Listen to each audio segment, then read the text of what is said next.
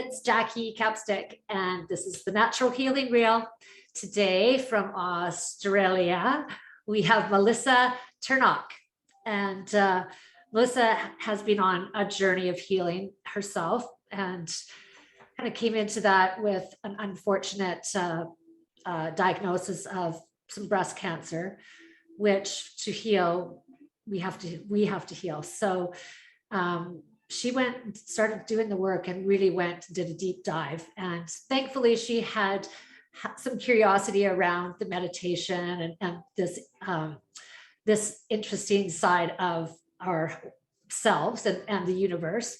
So tell us about, hello, Melissa, welcome to the Natural Healing Reel. Tell us a little bit about your bio, like how did, tell us, yeah. Well, we all have these huge life challenges that come our way. And I think, you know what, my very first memory of what I was about to get myself into was when I was in utero. And I literally went on a retreat to Fiji with a bunch of practitioners that I trained with. And I had a vision while I was there of myself in my mother's womb, freaking out that I'm going into this lifetime again where I'm going to have a hard time. It was the clearest vision, Jackie. But you know, that was one of many pieces of the puzzle.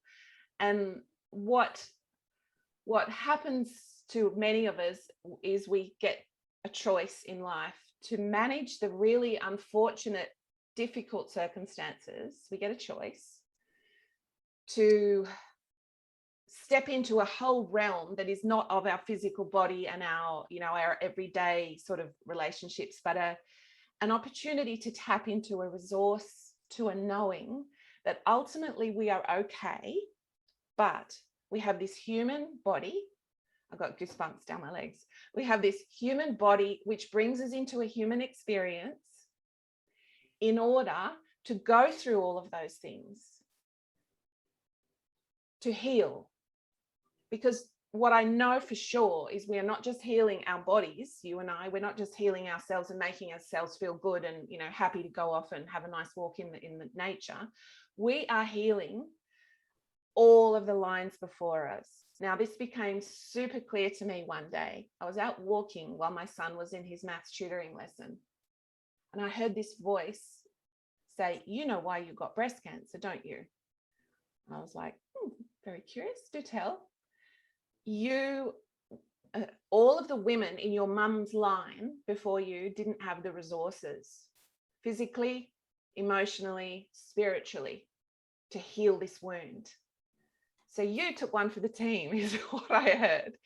And that was just another acknowledgement for me that this breast cancer thing wasn't a punishment. It wasn't about me. And I kind of knew the whole time, like, this is something my physical body needs to go through in order to get to a certain point. So I never freaked out about it much. But I then knew, okay, so that whole line of women before me had the same problem that I did, which I worked out, Jackie, was essentially my heart had to shut down as a kid, like many of us do, to protect ourselves. And that's appropriate at the time.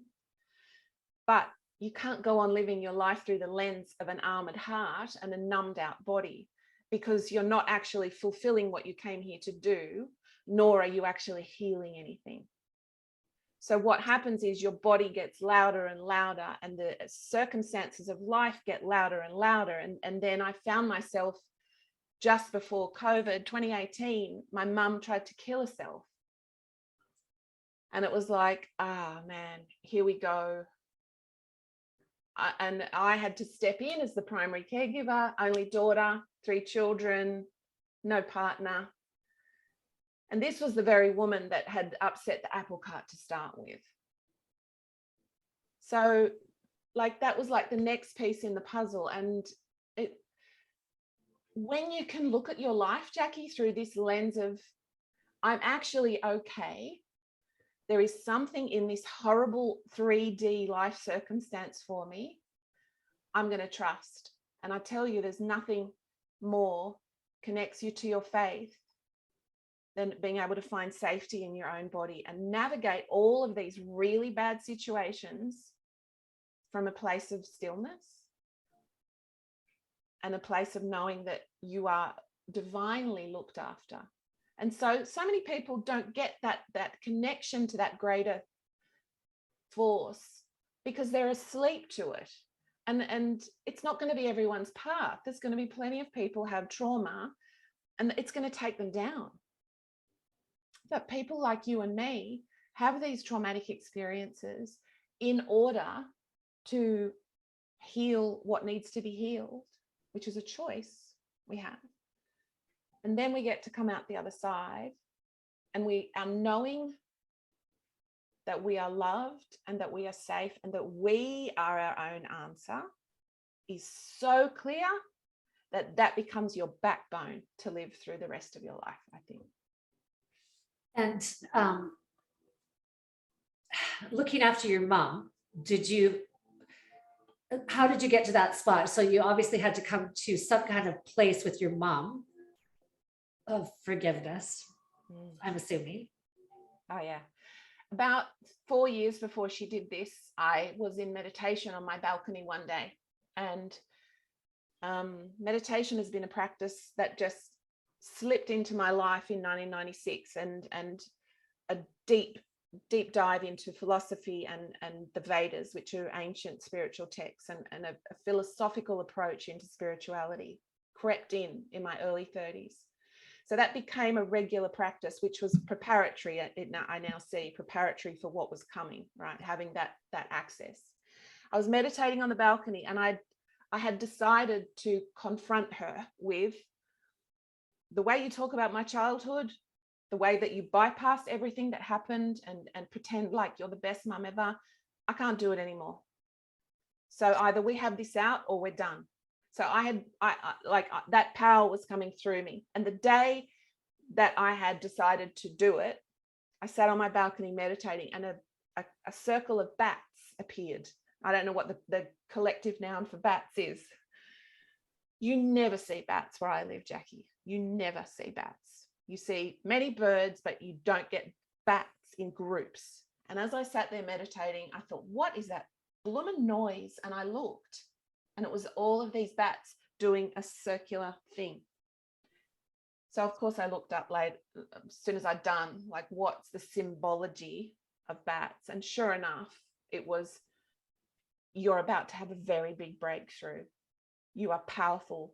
Do it. You have courage. You are full of courage. So that very day, I went to visit my mum. And she segued, of course, beautifully, because I told the universe, this needs to happen or I'm out of here.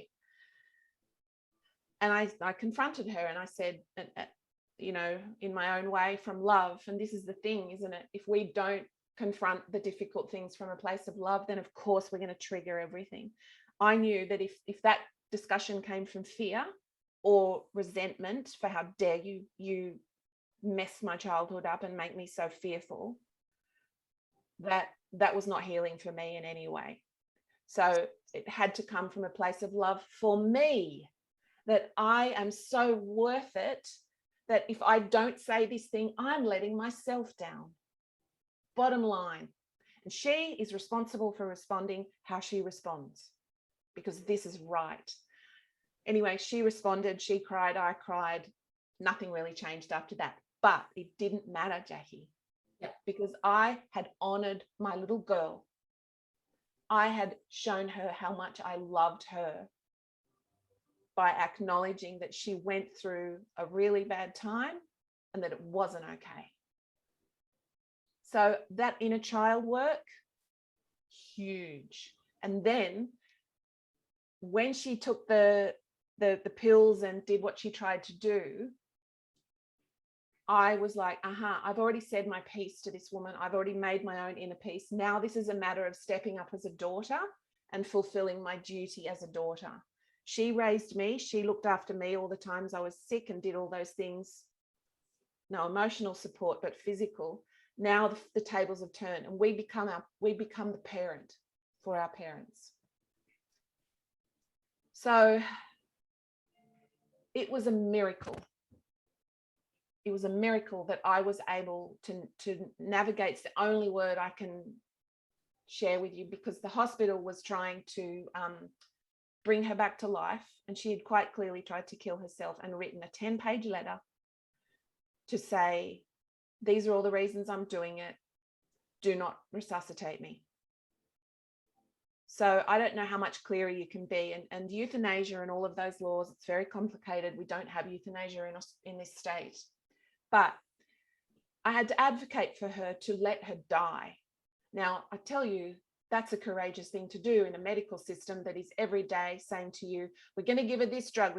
She was a vegetable because she had hypoxic brain damage from trying to kill herself. She was in a chair with a tube up her nose. And this was going to be my mum's ending. And that's what she tried to avoid by killing herself, because she'd endured that as a child with her mother. See, here we go, the pattern playing through.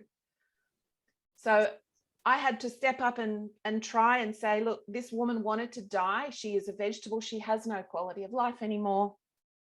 Can you just let her go? And I had to have off the record discussions with medical staff, because, you know, their position is save everyone, bring it. But this woman, what kind of life was she going to have? So honestly, the universe couldn't have handled me a bigger challenge at the time. And, you know, I was doing this on behalf of a woman that really hadn't done me any favors when I was growing up. But I had this strength. Anyway, I'll finish the story about mum with what happened. She got out of hospital. She went into a nursing home, and they were pretty much like, she's going to be childlike. And she got the tube out, and suddenly one day she just started eating again. Okay, so she ended up in a nursing home. And I of course visited her regularly. And one day I went and I saw her, and this will make me upset because it'll make me upset forever and a day. She was sitting at the table with all these other old people that no one would come to visit, and just watching the state of these people's lives for the last few years of their lives and how sad it was. And I saw my mum in her innocent childlike nature at this table, in her like 10-year-old self, because that's all she had cognitively left. And I saw the child in her, and I had so much compassion for her. And that was grace. That's beautiful. Thank you. And that was how I was able to support her. Yeah, that's the gift, right? Right there. You make me cry. Wow, that's very courageous to have walked in that path. Yeah. Not that you really had it. I know we have choice, but no, there was no one else that could have done that. And yeah, I knew it was part of my healing as well. And to feel compassion, man, for a girl who'd spent most of her life numbed out from her body, to feel this wave of compassion and love for this very person that I had, you know, labeled as the trouble causer, that was a gift. Because like, I know what compassion feels like. Now I can turn compassion in on myself for what has happened to me. And that was, gosh, what a gift that woman gave me. And she's not alive now, but I thanked her through her soul. I thanked her for teaching me compassion, because then I had it as a toolkit for myself and the rest of my life. That's just incredible. That is an awesome story. But that is how it works, isn't it? It's generational patterns that we don't even know that we're doing, and we're doing what they did, right? And it's gone on forever and a day. And I was sharing with you earlier, I just actually I completed a cycle, and I healed generations back of, and it is like, it was a long journey and it was a tough one. But I knew that I'd been here before, and I didn't want to go again. And thankfully I had some very strong women that I had met doing a year-long coaching, mind, body, spirit, and very intuitive and just kind of like nice firm words. And you know, you could go away, you can go get in another relationship and do it again with somebody else, but you need to right. And I was like, yeah, I do, right? Because you know, you have to be accountable. Otherwise, that whole victim thing, and boy, oh boy, was I a victim because I had every reason and right to be one, right? And you can't move out of that space until you're not. And that is such a huge, hard, I struggled with that so much. Like, you're looking at people behaving a certain way and you have to pretend that they're not, right? Or you have to look at them and not take it personally. You have to get yourself to a space where it's, well, it's theirs. They're behaving that way. It's their stuff. But here we are taking it all personally, like they're doing it to us. We just don't, we just haven't been taught any different. No, isn't that? Our parents be the victim, and I mean, I watched my mom cry, or you know, and it's just all of a sudden then I was having epiphany after epiphany. Oh, geez, I get sick all the time now. Well, my mom was sick my whole life, right? These are patterns that we're not even awake enough to notice, and as soon as you're awake and you see it, you can just clean it. It's so huge. And what's starting to happen for me now is that because I have spent so much time healing my physical body, through the breast cancer was kind of like the the real like wake up call, girl, your body needs your attention. And that was 10 plus years ago. So now my healing sessions, and I'm very diligent with my healing ongoing. And I think this is really important to address. We think we've got to a place where we've got ourselves sorted. Oh, no. Because as you'll know, what happens is the deeper, more subconscious hidden stuff starts to come up. And so now it's like the stuff that upsets me comes, what feels like, out of nowhere. And it's triggers that were deeply buried. But now what I have not only is this nervous system work that I do, this emotional clearing, this energy mastery, I now have connection to like cosmic resources where I can cut cords, where like I can travel back and I can see where the original wound happens. I've been very triggered in the last week with what's happened in my personal relationship. And I was like, okay, universe, show me what this is about for me.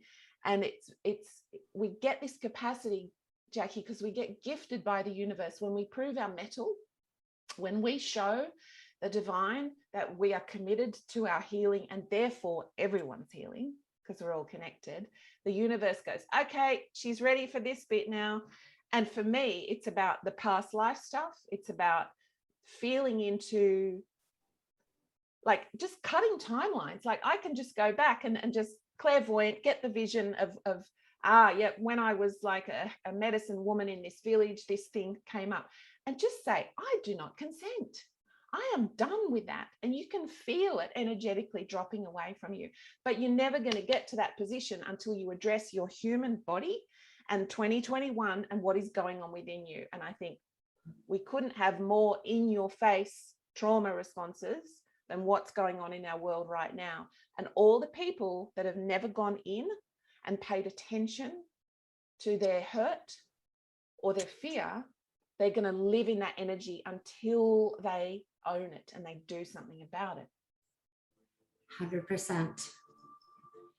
It's the awareness though, right? I mean, I was doing this work for my whole life and I couldn't find it. I couldn't see it. I wanted to find it. I wanted to get rid of it. That's why I guess they call it your shadow work. But it's, our head, we have these thoughts and stories. We don't know what it is, but we think that we're broken and somebody's going to see. I don't know what we're thinking about, but it's obviously, more of we're not good enough, right? Don't want anybody else to know how not good enough we are, or like whatever those unconscious thoughts are, right? Boy, oh boy, it buries it. And then when you find that little golden nugget, you go, oh, you know what? Oh, I knew that. But to just be able to shine some light on it and know that we're all whole, we're all perfect. We just had perceptions that we weren't. And that just kept building. This is the really positive piece of this story is all of that is inside us. We're just remembering. We're not getting this magic from out there. We're just bold and trustworthy enough to drop the layers. And it's funny, this whole mask thing in the world, I've been talking about the good girl mask for years in my work. We're first of all, we're not taught how to be open and individual and unique. We're told, be quiet, be good, you're bothering me. So we forget how amazing we are, and it gets sunk down, and our body builds up armor around it. So what we get to do as we get to this next stage in our life is all we have to do is get rid of the obstacles in the way between the victimhood or the stories or the thoughts where we are now and who we really are. Yeah. And that's a big relief when that sinks in, because it's like, so that's why I have to go in and do the shadow work, because it's just, and I get this vision of big clods of mud that you throw on a glass window. We're covered with that stuff. Life does that to us, but it does it to us on purpose. Yes. And when you click, this is about me remembering who I really am, and the universe having to get my attention to do that I have this resource to navigate any experience you throw at me. I mean, if you and I put our experiences together on a whiteboard, people would say, there is no way you could survive all of that. But we are living proof that there is something inside you that keeps going on and keeps your light shining on all the dark places. And the beautiful, magnificent thing is you get to a certain point where you can turn the light out. And that's where I'm at. Of course, there's still yeah, you're glowing, you're shining. Yeah, because it's like I'm so filled with the love of how this human got through all that stuff and what you're capable of. It's like, how can everybody not have a piece of this now? Right? So my current work is with menopausal women who outsource their menopause to the pharmaceutical and the supplement industry, instead of going, hang on a minute, there's an inner journey. But I can only do that. You can only do this podcast and talk about it because you've walked the path.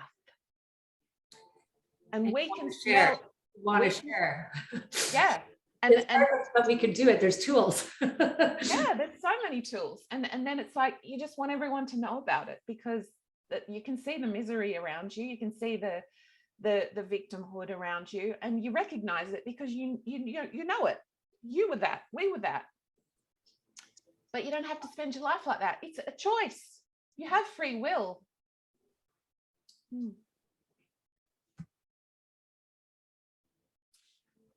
And so I think that choice is everything. We have to be conscious of making those choices, right? Yeah. Is what I've found out. Yeah. Like I decide, what do you decide? You decide, that I decided to not smoke anymore when I was 40. Mm-hmm. I just hung it up. So then I have a new coach and he goes, well, I decided not to be depressed anymore. So I just hung that up. It's a choice. Yeah, we're choosing all day long if we understand that that's what we're supposed to be doing. Yeah. You ask questions, which is another thing that is huge. Asking questions, it opens up the universe to have more possibilities, right? It does. And the reason that starts happening is because I started to pay attention to my body. And after the breast cancer treatment was done and I got the big tick, I went into the throes of, I could feel depression coming on, which was perfectly normal, because when you're going through treatment, all you can focus on is the body, right? The body healing, and you're slammed and wiped, and you lose your breasts, you lose your hair, you're skeletal, like it's a physical experience. But when that's done and you come out the other side, the emotional tsunami of what the hell just happened comes. And what I witnessed in the breast cancer community was a lot of women just pretending it didn't happen and just turning the vacuum cleaner on and cleaning the house. And not allowing the rest of it to be processed. Now, I could feel it because I was in my car crying, not wanting to go home. Of course, the doctor said, here, have antidepressants. I said, no, something else is going on. I want to see a psychologist. Started with the talk therapy, which I think is a really good way in. But very quickly, I laid on a kinesiology table and I started to have visions of me at all these different ages, hiding in my own body, unloved, needing to be reparented. And that was when the penny dropped to me. This choice that I have, it's not a conscious action of I will now feel X. It's I'm going to go in and meet the parts of myself that are in the shadow, so that and what became very clear very quickly, but it took years to finish it all or to do most of it, was you just need to allow the parts of you that felt abandoned, unloved, unmet, come into your conscious awareness and give them everything they need. And then you will literally see them spring to life, give you a hug, and run off into the distance. I'll tell you a fascinating story. I went on a very long walk through this central part of Australia, which is very sacred Aboriginal land. And 3 times on that walk, which we did over 10 days, I had a version of myself come to me in a swimming gorge or on a ridge of mountain with a valley down, like these incredible places in nature.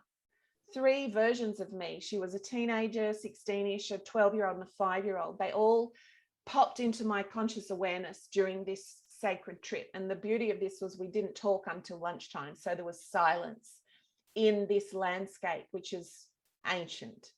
So there was a lot of beautiful alchemy going on. Anyway, the final one, she was my 5-year-old. We walked up a mountain in the dark to watch the sunrise. And we had like night lamps on as we walked up at 4 a.m. And we all sat along this ridge line, all these beautiful women I went with, and we watched the sunrise.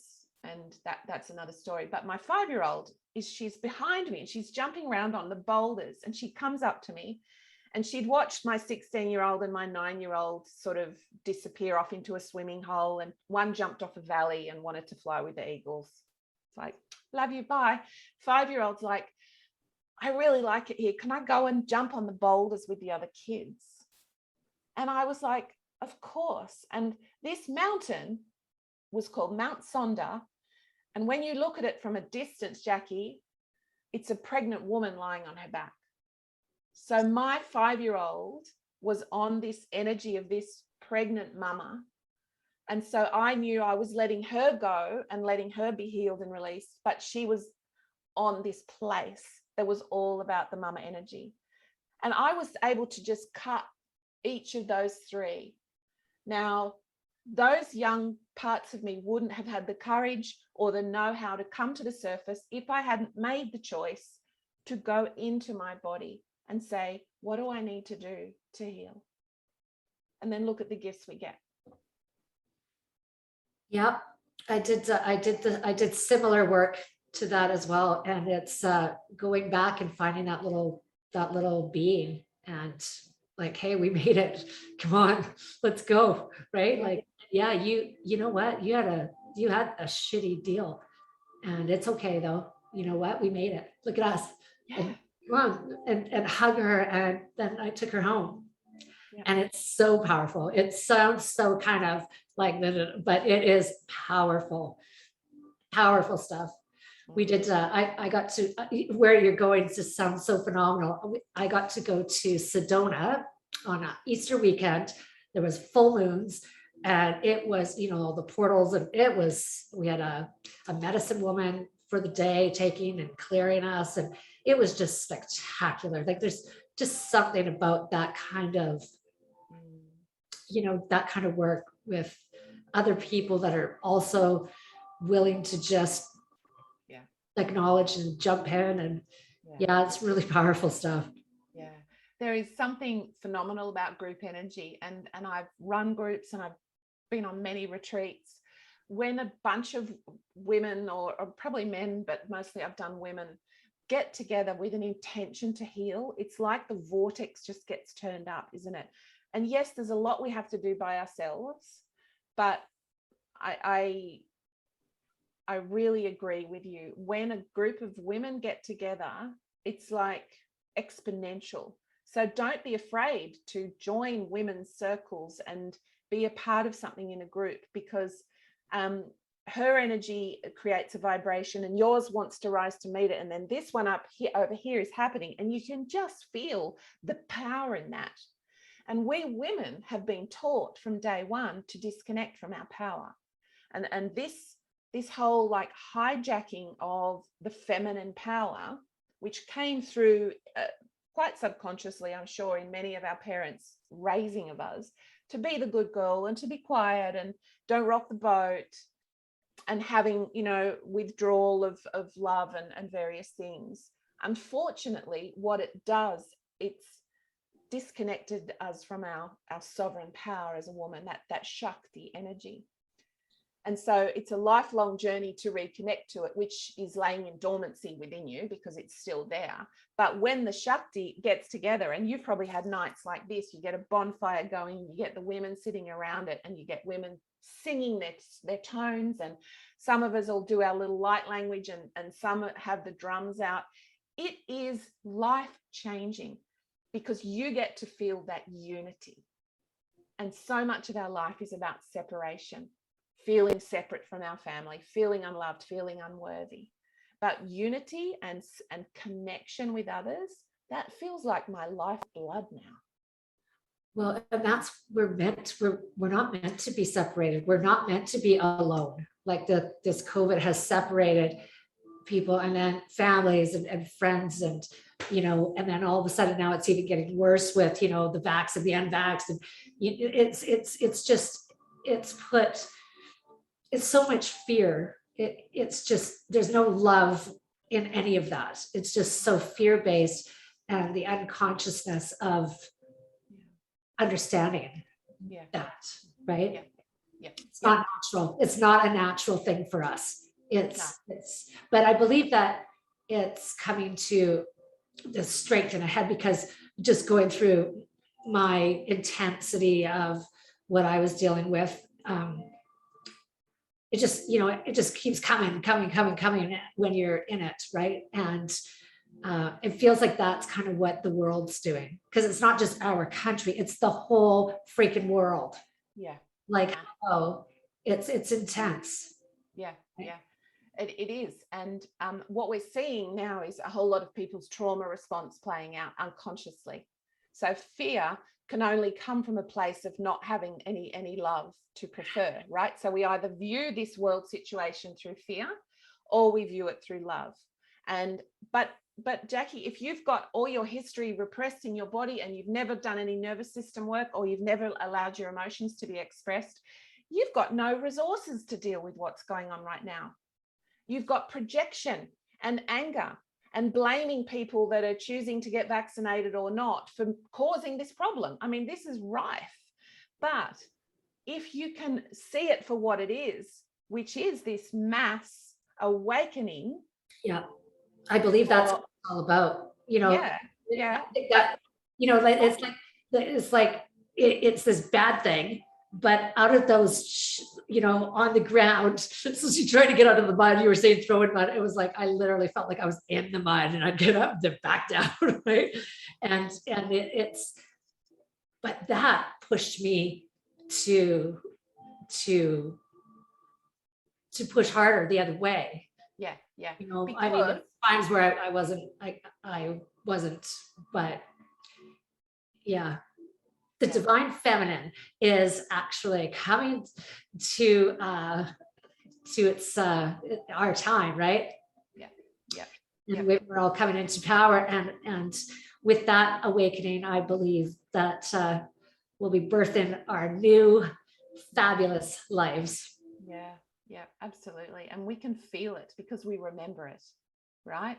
I'm excited about something, I don't know what, right? It's like, okay, what's there to be excited about? There's nothing really going on. You know, you're not traveling, you're not doing anything, you know, right?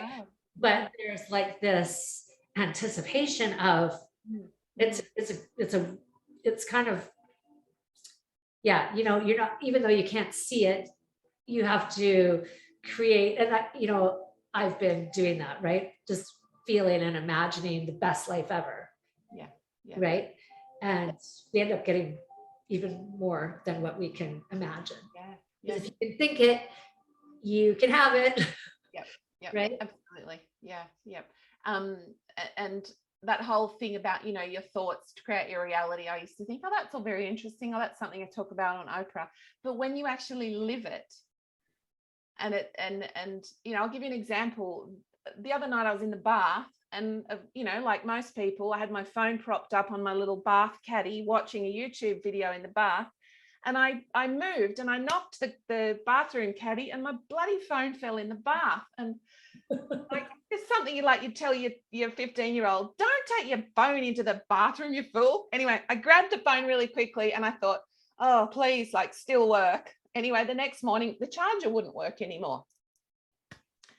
Oh, great. I'm going to have to sort this out. Another thing to sort out.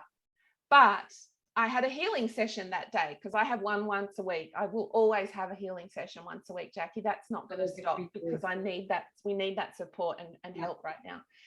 Anyway, in that session, this beautiful healer, who I see her monthly, someone else next week, we tapped into this this power that doesn't need anyone else to make me feel okay about the world, because everyone's looking outside for the problems to go away, and this person needs to fix it, or this law needs to change.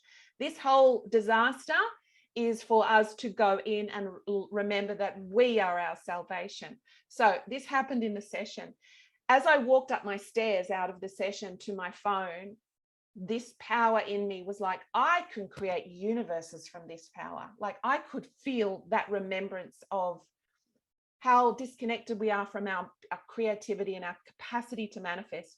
I'm just as creative as an artist that puts beautiful things on the wall. Like, that same creative flow and that command of divinity comes through me.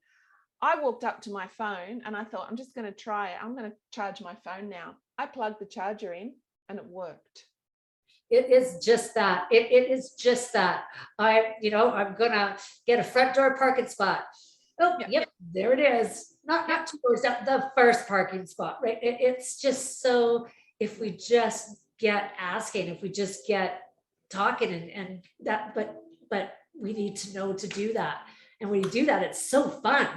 Yeah. Right? It's just so fun. It's like a little game, right? Yeah. But I'm losing stuff. I've actually lost my driver's license and I can't find it. It's not in my purse, which is ridiculously weird because it's always there. Yep. So I've been asking that to find itself, but I've obviously got a little resistance there because it's not showing up yet. Well, last night when I was in the bath, I didn't take my phone. I took a book this time, and I read for the first time a little book called The Little Book of Pendulums. Because I've had a pendulum for years, and I've always felt like my pendulum and I don't get on very well. I thought, this is interesting. Anyway, something happened in the last few days where my pendulum got brought back to my attention. I thought, oh, maybe I'm ready for it now. So I read this book in bed, and one of the things it said to do was to draw a map of your house on a piece of paper and get the pendulum and center yourself and get the pendulum to show you where your driver's license is. Okay, clearly I have the book and haven't read to that part, or probably don't remember. Yeah, but there you go. But that pendulum, I love it, because sometimes we can get away in our thoughts. Like, did this happen? And then all of a sudden your subconscious starts to add to it, right? And then you're like, okay, enough with the horror stories, right? And then you ask and it'll be like, and you're like almost scared, right? Is this happening, right? And then it's like, no, mine really swings, yes or no, right? Wow. And it's really good for opening up your chakras too, right? Yes. I'll show you. I read that chapter. Open or closed, right? It's an incredible thing, I think, because everything's just energy. But it is. So one of the skills that I teach my clients is, so for you and your driver's license, start to imagine in your body what it's going to feel like when you've got the bloody thing in your hand again. Right. And that's a game changer for people when they're like, so I've got access to that quantum field that is the me that's already got the thing I so desire. If I start feeling her, then of course the universe is going to comply with that, right? It works like that. But see how I knew that it was resistance getting in my own way, because I know to do that. Yeah. Have I done that? No. No. But now you've got a chance to remember again, and that muscle will be even stronger for next time. Good luck. Yeah. I took my wedding ring off to wash it, and then the kids were crying, and anyways, I put it down, and it was just gone. And it was gone for a while. But I kept saying, no, you know what? I know it's here. I know it's in this house. Yeah. So, and anyways, it just appeared in my purse one day after we had cleaned out my purse 5 times. Not really sure what that was all about, but yeah, it is kind of weird, isn't it? Yeah, it's like, sure yeah. is. I know. Now I'm thinking, okay, I was really excited that I manifested that, but maybe my husband took it, put it in there or something. Not that I was just leaving it around or something. Right now I'm thinking, Yeah, I'll have to pendulum that. yeah, get the pendulum out. Exactly. Yeah, but it's really, really accurate for me. Good. Pendulum. Yeah. I know Yeah. some people say, oh, well, it's not always, and it's like, I don't know. It usually is for me. It's because it's not about you. It's about if it's a yes or if it's a no. Is that happening?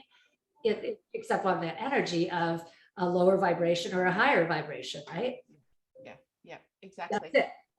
Yeah, my pendulum is my clairvoyance. I've worked out. Like I've been getting visions ever since I've started meditating of very amazing visions. And now I used to second guess them, of course, because we question ourselves about this ease of this connection to our consciousness.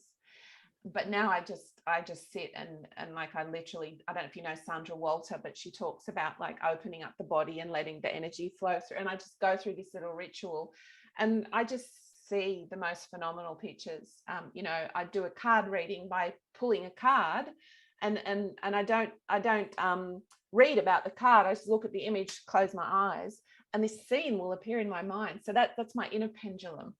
Good for you. That's very cool. Like I know we have this incredible power within us that nobody's told us about. And we're just kind of trying to figure it out because we are kind of the leaders. Like this, we came in at this incredible time in this universe as the earth is ascending, like, holy, shut the front door, right? Like here we are. It's huge. It's huge. Like this will be in history for, ever. And we are here to help that happen, right? To help Earth ascend so that it doesn't blow up.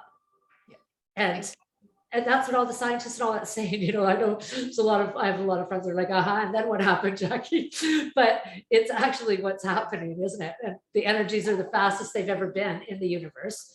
Like we've never vibrated this high before. So that's why our experience is important to share, because the people that haven't had any experience at all, they need to have, and they need to have all these, like they need to hear that this is happening, and it's available for them too, right? You just have to do this. You don't have to go and read the thousands of books and stuff that I've read, all that knowledge, but I'm addicted to that stuff. I just love the whole quantum field and the energy, and like it's fascinating. It is fascinating, and I'm a bit of a junkie for it. Yeah. Like I could talk about this with you all day long. I think we could absolutely. But I'll just finish up on, like, I think one of the most overlooked things in my experience, Jackie, very much is what's going on in your nervous system, right? Because our nervous system, it needs to be healthful, like our digestive system needs to be looked after. And what I see a lot of people is diving into things like affirmations and bringing the light in, and and you're never going to let any of this stuff move through you if the nervous system is stuck in fight or flight, or disassociation, which is the end of the continuum where we numb out from it all.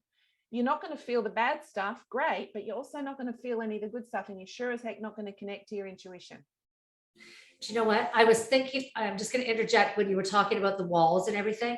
What people don't realize is, yeah, they're keeping that out, or right. So, but they're keeping everything else out too. You aren't receiving at all.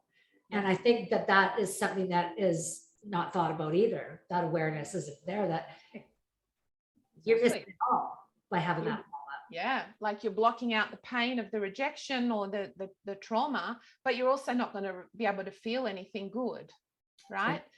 So one of the most important things that I would like to say to your listeners is, don't ignore the condition of your nervous system in your healing journey. And a lot of people need some form of trauma work, and there's many different types of trauma work. But for me, it's just as important as the energy work. Like, it's great to go and have Reiki. It's fabulous to go and have kinesiology, or go on an astral travel, or have your tarot cards read. All of that plays a role in our multidimensionality. But we have a human body for a reason. And our human body has stuff that needs to be addressed in order for us to be able to be the way showers in this ascension.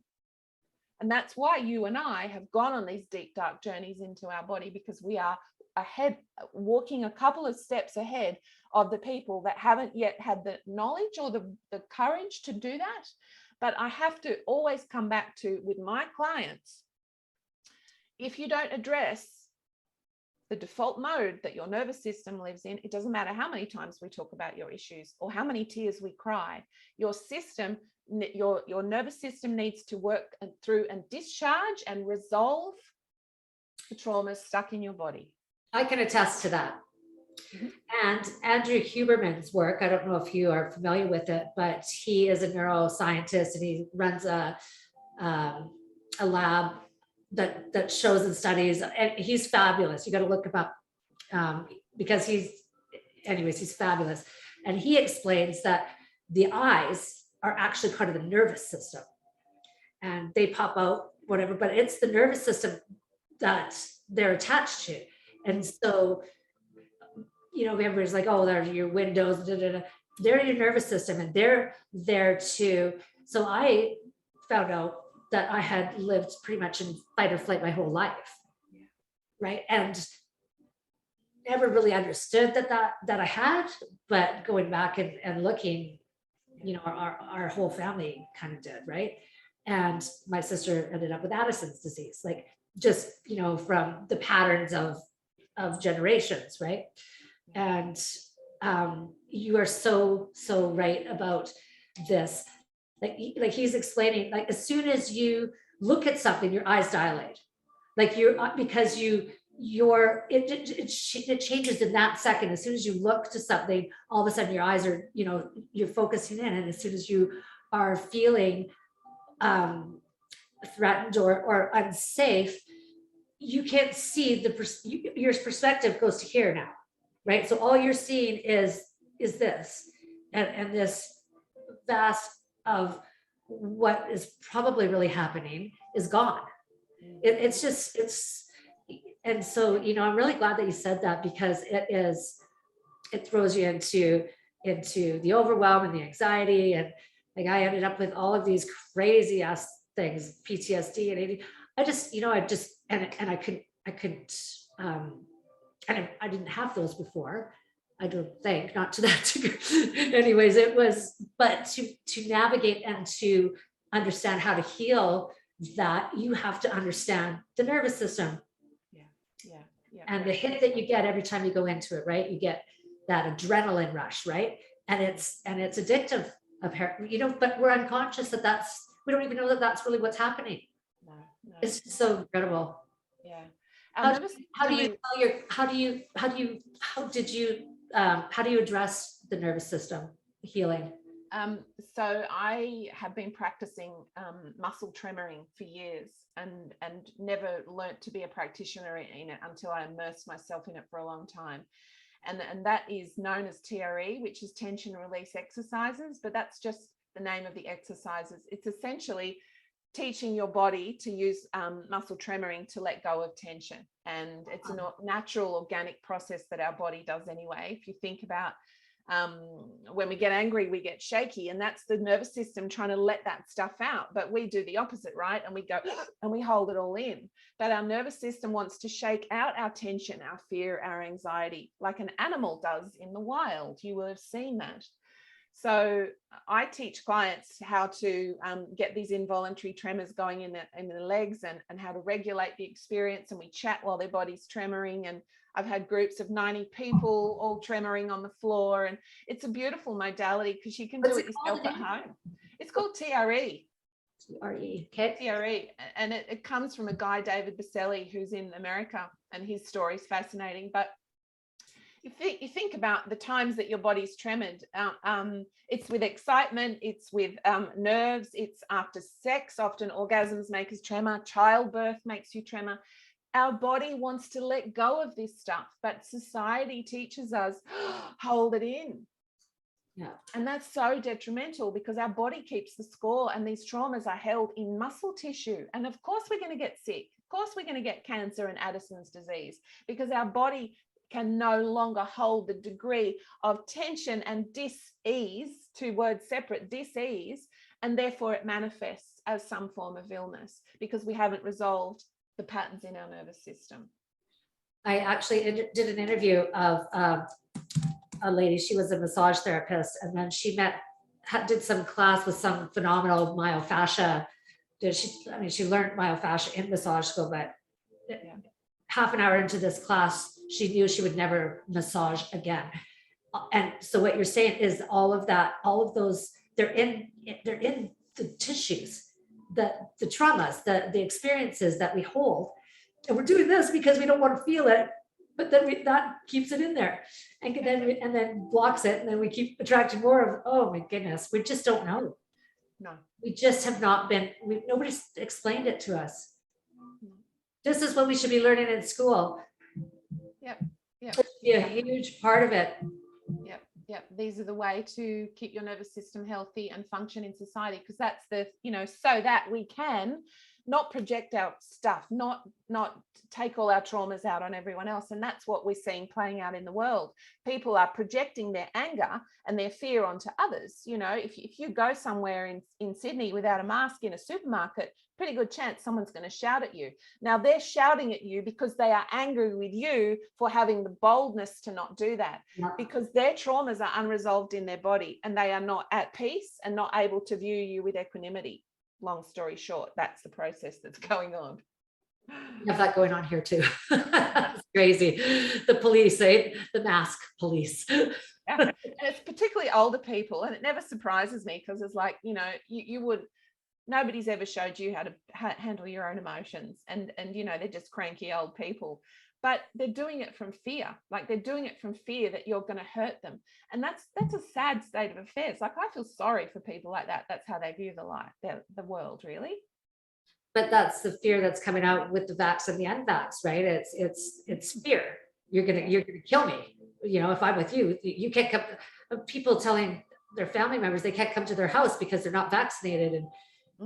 And anyways, it's just anyways, not to look at that, they say, right? Let's just get a picture of how we would enjoy it to be, and invite that energy out, right? Yeah, exactly. Yeah. Well, we know how we want the world to look, and we just got to dream it in and bring it in and embody it and create, because we're creating a new, like, this place forward. And so we need to get visualizing and seeing something, right? Seeing something bigger and better, so that it can come into creation. Because everything we have was once just a thought. Everything, like, we once didn't have all of the stuff we have, but then we had a thought about it, and then we thought about it again, and then we manifest it, right? Yeah. So it's the same as, let's create a beautiful, amazing new way of being, where everybody comes from a place of love and lifting each other, instead of competition and fear. And absolutely. Yeah. I'm into that. Yeah. Tell me about what do you offer for coaching services? And Yep. I work with people in a 3-month program where we meet fortnightly, and they have lots of homework and things to do in that time. So it's 12 sessions basically over, 6 sessions over 3 months. And they're long sessions, 90 minutes to 2 hours. And we work on the nervous system, the emotional and the energetic aspects.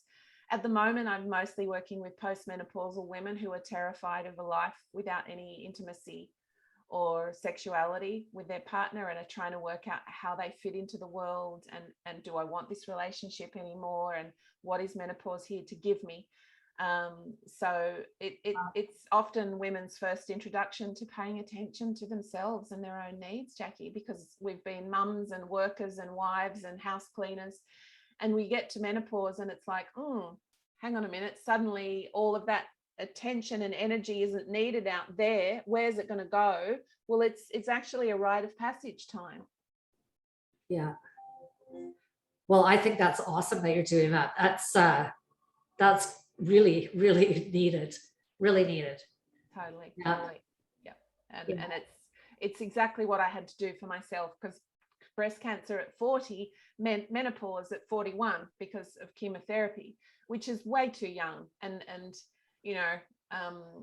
but then it was like, okay, so I've had the breast cancer, now I'm in menopause, and I have no sex desire, and like it was just like, okay, now what do I do? So I had to intuitively go on this journey to work out how to manage that, how to not disconnect from my husband, who is no longer my husband, all of those things. Like but I'd been preparing myself for years with the meditation and the mum stuff and the breast cancer. It was like, I've got this toolkit, and now this toolkit is what I teach other women. Good for you. Good for you. Well, it's needed. It's desperately needed. There is so many people that they don't know that all of these tools and this information is a thing, even because it's not mainstream. And we're going to bring it mainstream. We are, by talking about it, and it's only by talking about it that it alerts other people, there is another way.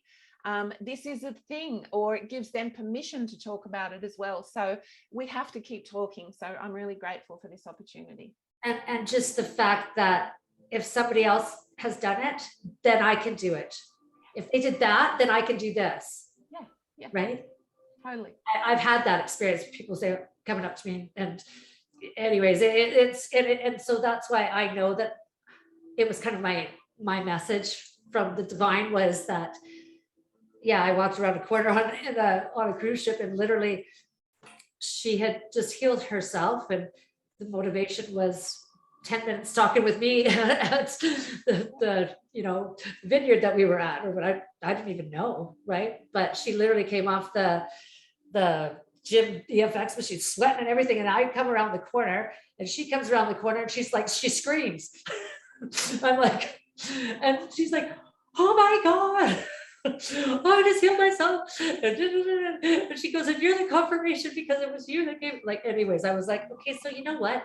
It matters, and lots of days, I think, I won't do a vlog because we get in our own way and think we don't matter, because it's just the generations of that. But yeah, it does matter. You know what? It's been awesome talking with you. Let's catch up again down the road.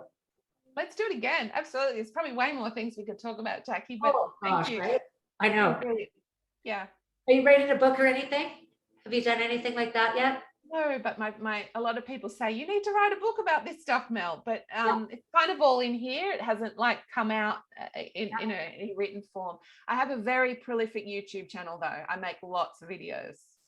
Awesome. And what is that called? It's just under my name, Melissa Turnock, on YouTube. We're going to put that in the description box with our video. Awesome. Thank you. Okay. Yeah. So we will wrap that for now, and let's find each other down the road. Awesome. Thank you. Thank you so much. Thank you. Bye.